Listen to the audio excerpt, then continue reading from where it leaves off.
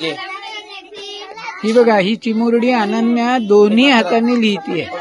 वरती बघा, संपूर्ण राहायचं नाही. आले का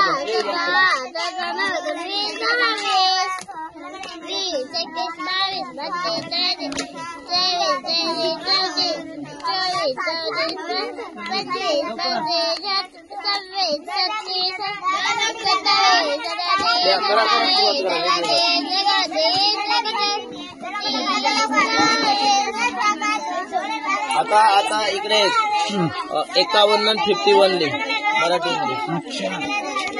ओके, म्हणजे ऍट अ टाइम इंग्लिश आणि मराठी.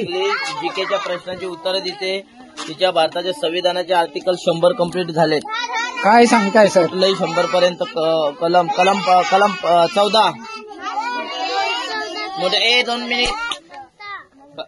कलम 21 शिक्षणाचा हक्क. कलम 24 मध्ये बालकांना कामाला ठेवल्यास कलम 32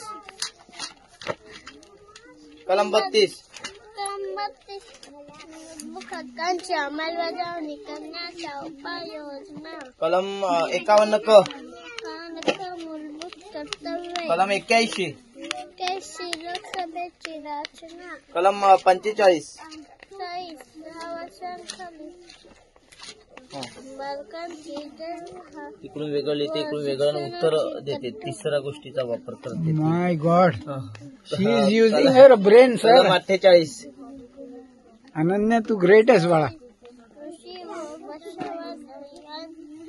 हे बघा, आता इकडे बघा, वेगवेगळं चाललंय. आता उठून तुमच्या लक्षात येईल वेगवेगळं.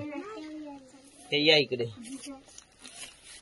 आता ही लिहिते, ही मराठी आणि इकडे मिरर मध्ये लिहिते. तेच तिकडून मराठी आहे, इकडून मिरर मध्ये आहे. तिकडे 2 उदाहरणं वेगळे चाललेत गणिताचे ऍट अ टाइम एका वेळेला. विलक्षण आहे सर. तुम्ही हे खूप एफर्ट्स घेताय या मुलांवर, गावित सर. आणि असं कंपल्सरी येतं एका पेज वरती लिहायला. हे बघा, असं सगळेच लिहिणार. यांनी मुलांचं कसं जास्ती ग्रास्पिंग पॉवर तयार होते ना त्यांचे. दोन ब्रेन ऍट अ टाइम काम करतात. ते 2 मेंदू एका वेळेला काम करतात. मी तर कुठे असं आजवर पाहिलेलं नाहीये. दिस इज व्हेरी इम्प्रेसिव्ह सर. म्हणजे मी नक्कीच पुन्हा इथे व्हिजिट करेन. आणि ही एक खूप चांगली संकल्पना आहे सर तुमची.